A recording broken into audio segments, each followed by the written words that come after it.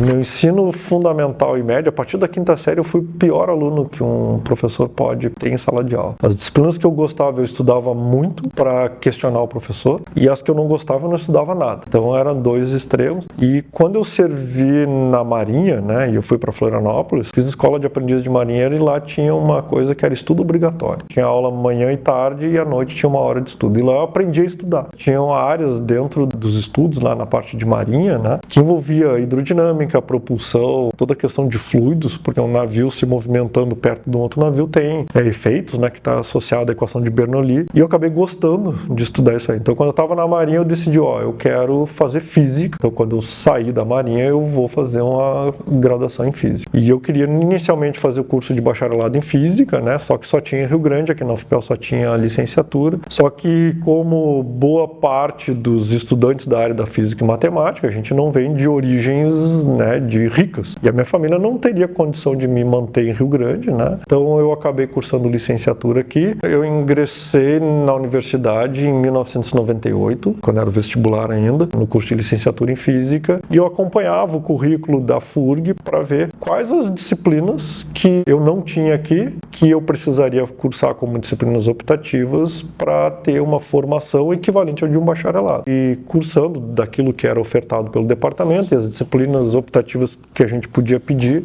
para ter uma formação equivalente ao de bacharelado. A única disciplina que eu lembro que nós não conseguimos fazer das que estavam no rol das disciplinas do bacharelado era Métodos Matemáticos da Física 2, que era lá, que é o nosso Modelos 2 aqui. A minha pretensão era ir para um instituto de pesquisa. Num primeiro momento eu nunca pensei em ficar na universidade ou dar aula na universidade, e eu fui para o INPE, né, o Instituto Nacional de Pesquisas Espaciais, fazer mestrado, doutorado, e fiz pós-doutorado lá. Só que quando eu estava lá eu sentia falta. O Instituto de Pesquisa, ele é basicamente, tu tá no teu gabinete fazendo pesquisa, e não tinha muita vida acadêmica, circulação de alunos, basicamente é um corpo, né, de pesquisadores, o INPE, os alunos de pós-graduação, e era isso aí. E eu sentia falta do movimento que é uma universidade. Então, quando eu estava no final do primeiro ano de doutorado, eu defini que não, um instituto de pesquisa não é o que eu quero para mim. Eu quero uma universidade. Então, foi na época, né, eu terminei o doutorado em 2010, estava começando o Reúne, o boom aquele do Reúne, com vários concursos, várias contratações. Ao término do doutorado, eu já tinha um pós-doc todo organizado para ir para o exterior, né? E no INPE é muito fácil tu ir para o exterior. O INPE tem muitos convênios, então é mais difícil tu permanecer no Brasil dentro do INPE do que tu ir para o exterior. Então eu tinha a possibilidade de fazer pós-doc no exterior, só que como estavam os concursos acontecendo, né, eu conversei com a minha supervisora e bati pé, eu não vou, eu vou ficar no Brasil. E naquele momento, né, mas tu precisa ir para formar currículo, aquela visão que o orientador tem de pensar na nossa formação, mas naquele momento a aposta era, se eu for, eu corro o risco de perder a janela de concursos, né, e se eu ficar, eu tô no jogo. Então eu decidi acertadamente ficar. Eu acabei fazendo o primeiro concurso aqui na UFPEL na semana seguinte da minha defesa de doutorado, sem estudar nada, na cara e na coragem, até para entender a regra do jogo. Não fui aprovado, obviamente, né, mas eu vi como é que era a dinâmica de um concurso, e foi muito importante aquele momento, porque eu defini uma estratégia de como jogar o jogo. O concurso é um jogo de marcar pontinho. Se a gente tratar o concurso público dessa forma, né, primeiro eu acho que a gente consegue manter a sanidade, porque é complexo de fato e tem que ser para selecionar, mas ele é um jogo com regras muito bem postas. Tem questão de legalidade, né, tu tem que ter a definição de todos os critérios. Na primeira vez eu vi na inocência de um recém-formando, né, mesmo considerando como doutorado, de achar que o concurso ele media o conhecimento em si e não preocupado com a regra do jogo. Em algumas etapas eu fui bem, né, na prova de título foi onde eu acabei sendo desclassificado, só que eu aprendi a regra do jogo. No ano seguinte teve um outro concurso para a área de plasmas, e aí eu me preparei conforme a regra do jogo. Acabei tendo sucesso no concurso, fui chamado, em maio de 2010 eu assumi aqui na UFPEL como professor, e desde então eu atuo na UFPEL, gosto muito. Eu tinha uma turma muito boa, esse grupo de 5 colegas, né? A gente entrou junto e terminou junto. E isso a gente estudava muito em grupo, a gente chorou muito, a gente riu muito e se divertiu mais ainda, né? Então a gente virava as noites estudando, ia para casa de colegas, né? E até hoje é legal que eu me formei em 2001, já tem 23 anos. E praticamente todos os anos nós nos encontramos, né? Alguns anos consegue se reunir todo mundo, outros 1 ou 2, mas a gente tenta manter essa relação. Eu acho que só na pandemia e mais um ou outro. Eu chutaria aí umas 4 ou 5 vezes que a gente não, ao longo desses mais de 20 anos, que a gente não se reuniu. Como eu estava falando, eram 3 patinhos e eles estavam na lagoa. Não, tô brincando. Não lembro o que eles tinham perguntado, mas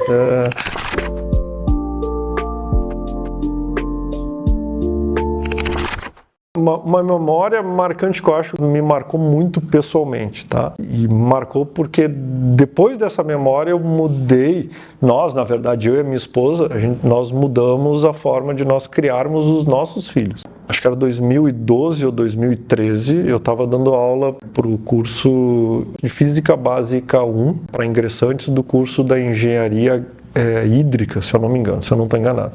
E tinha um estudante, excelente estudante, eu não lembro o nome dele, porque eu sou muito ruim para nomes, eu sou excelente para fisionomia, mas eu sou ruim para nomes. Ele vinha de São Paulo, capital. Tu via que ele tinha um conhecimento de matemática muito bom, a família dele, por sorte, tinha condições, família bem estruturada financeiramente, pais bem esclarecidos, um ambiente familiar aparentemente muito saudável, né? E eu dando aula de Física Básica 1 e eu percebia que esse aluno, ele entendia tudo que eu falava, fazia observações muito pertinentes ao conteúdo da disciplina. Só que ao longo do semestre, as notas dele foram caindo e elas não refletiam a aparente compreensão que ele tinha do conteúdo. E isso chamou muito a minha atenção, porque na primeira prova, se eu não me engano, acho que ele tirou 9, 8, errou um detalhezinho, aquelas coisas de bobeira que a gente acaba errando, acho que era uma unidade. Se a unidade na física está errada, a gente tem que descontar alguma coisa. Na segunda avaliação, acho que caiu para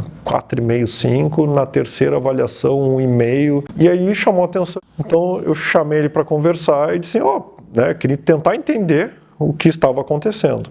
Então, e o aluno disse, Fernando, eu não estou dando conta. Esse foi o termo que ele usou, eu não estou dando conta. Então eu disse, mas como assim não está dando conta, né? E aí ele explicou, até dezembro, meus pais me levavam de carro para a escola, eu morava em São Paulo, capital, nunca tinha precisado pegar ônibus, nada, né? Numa família bem estruturada, né? E em janeiro, eu virei dono da casa. E eu não fui preparado para isso. Meus pais não me prepararam para a vida real. E aí ele começou a relatar, assim, encheu os olhos de lágrimas.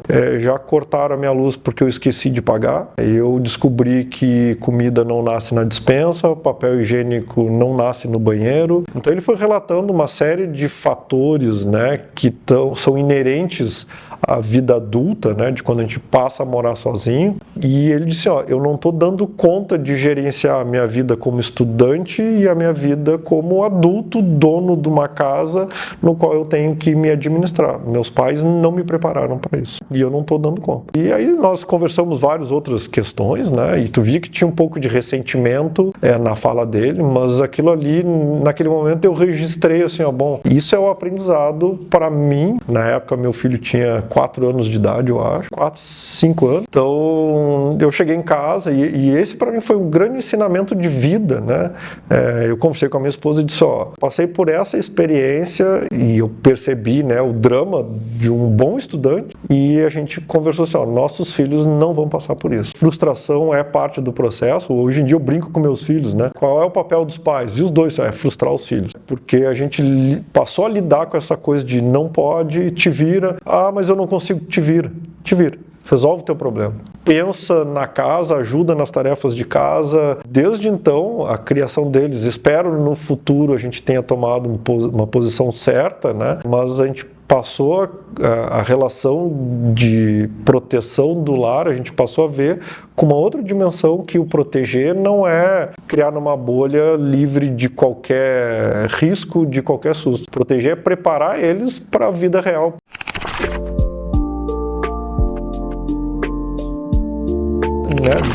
depois como professor, né, uma das grandes experiências foi quando eu passei a me envolver com cargos administrativos, em especial como coordenador de curso. Eu acho que é uma experiência que todo mundo deveria passar, todo professor deveria passar, porque a gente passa a ter uma dimensão do papel da universidade, da importância de alguns detalhes, né, da questão do plano de ensino, da questão do processo de avaliação, dessa questão logística de oferta de disciplina, de quem é o professor da disciplina, que até a gente se envolver com o cargo de coordenação de curso de graduação, isso passa meio despercebido da importância que esses procedimentos e às vezes a importância que tu tem de tu definir, esse professor para essa disciplina de ingressantes, a importância que esse papel tem, a figura do professor ela passa a ter na formação de um aluno, né, ou dentro da grade curricular, e essa experiência como coordenação eu acho que foi um divisor de águas, né, da percepção do que é uma universidade. E é legal, é contagiante, eu gosto dessa parte administrativa, eu gosto de me envolver, eu sempre gostei de me envolver nas coisas que eu fiz, e participar de cargos nos dá uma dimensão da universidade como um todo, né, que é diferente de quando eu tenho a visão como professor ou a visão como estudante.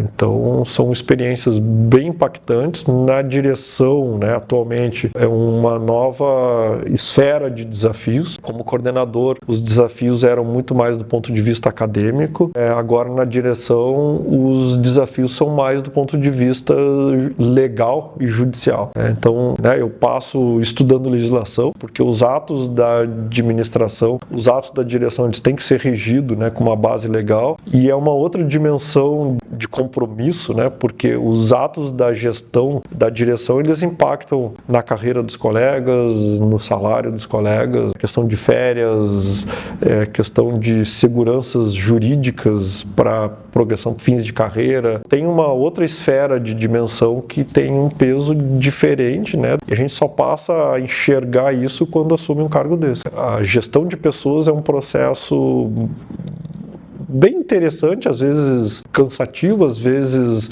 muito gratificante, mas é uma outra dimensão do que é o trabalho docente. Nós, como docente, a gente não é preparado para ser gestores, né? Toda a minha formação foi na área de física dura. Quando a gente se depara com esses desafios de gestão, é uma experiência nova, ela é muito contagiante, eu gosto, eu me sinto confortável das decisões administrativas que tem que se tomar. Eu acho importante o envolvimento, né, da direção com os colegiados, departamentos. Esse papel de articulação eu gosto, eu brinco, né, que o cargo de direção, eu vejo assim, né, ele não é glamour, ele é vassoura, né. Eu entendo que o papel do diretor é viabilizar as condições para que essas pessoas possam trabalhar da forma mais tranquila ou da melhor forma possível. Então, eu vejo o cargo de direção como um gerenciamento, né, de possíveis pontos de atrito, pontos críticos que a gente tem que tentar reconhecer as habilidades, as fortalezas das pessoas ou dos setores e fazer com que isso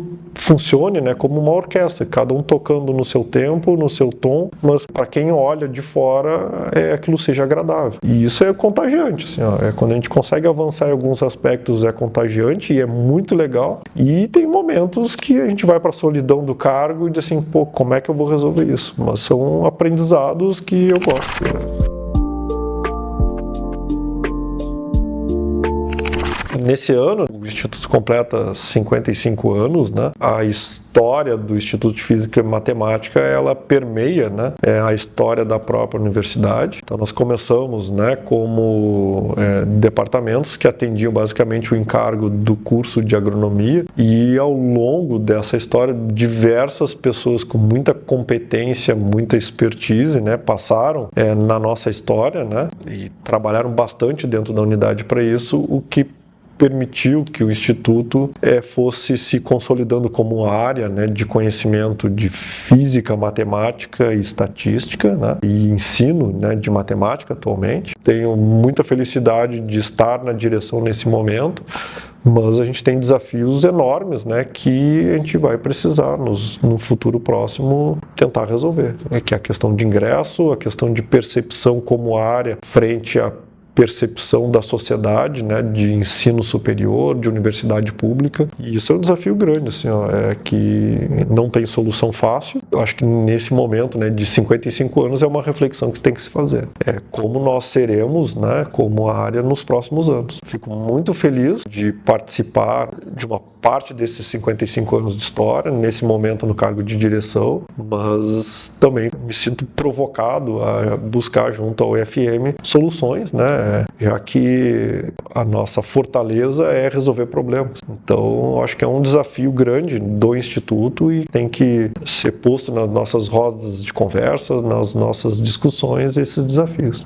Vida longa ao UFM, tenho muito orgulho da nossa comunidade, sou apaixonado pelo UFM, confio na equipe do UFM, gosto muito de estar aqui no UFM, desejo a toda a comunidade força, esperança, desejo que toda a comunidade do UFM tenha o prazer que eu tenho de estar aqui. Acho que essa é a mensagem para os próximos anos.